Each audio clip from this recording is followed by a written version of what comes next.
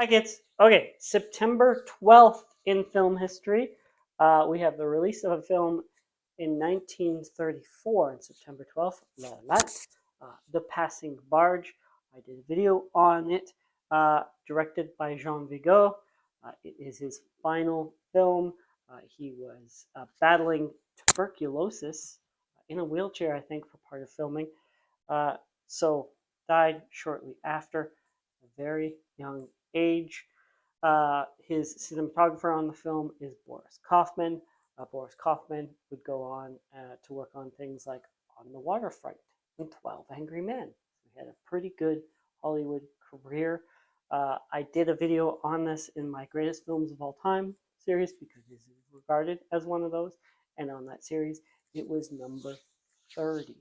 Okay, and then a film that probably isn't going to end up on a list like that anytime soon, 1958's The Blob, starring a very young Stephen, he was credited as, Stephen McQueen. This was his first leading role. I think it's only his third or fourth on-screen appearance to begin with.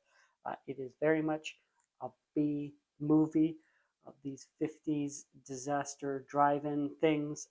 Only had $110,000 budget, but it grossed $1 million within its first year of release. The Blob. The Blob isn't too bad considering a 50s B movie. All right, let's talk about some births. September 12th, 1931 is the birth of Sir Ian Holm, English actor, of course, because I said Sir Ian. He died in 2020 at the age of 88. What do you think of when you see Ian Holm? I think of Ash, an Alien.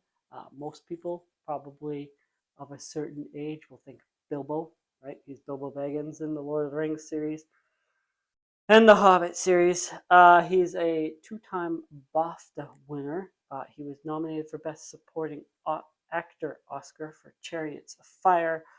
He's also in some Terry Gilliam movies, Time Bandits and Brazil. He's in Naked Lunch.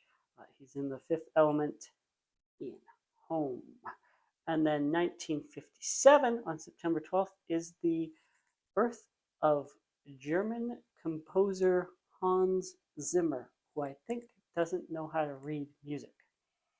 He started out, he's 65 years old, by the way, Hans Zimmer. Started out sort of in post-punk new wave bands as a keyboard player.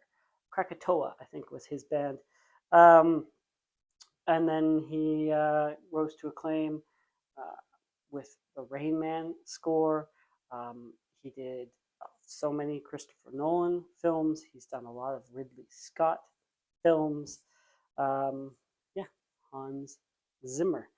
And then we have the death. 1987 is the death of John Quaylen.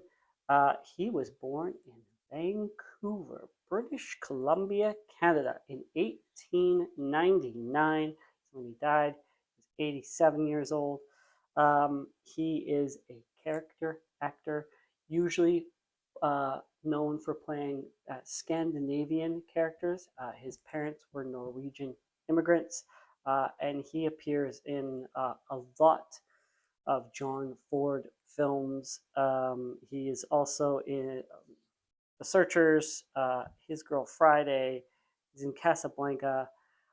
Long career in some of the most well-known movies ever of his era. And then lastly, 1992 is the death of Anthony Perkins. He was born in 1932, died he was only 60. Complications of AIDS. Anthony Perkins, by most accounts, was homosexual. Some might say bisexual. His father, Osgood Perkins, was an actor who died early on in his life. His father was pretty young when he died as well.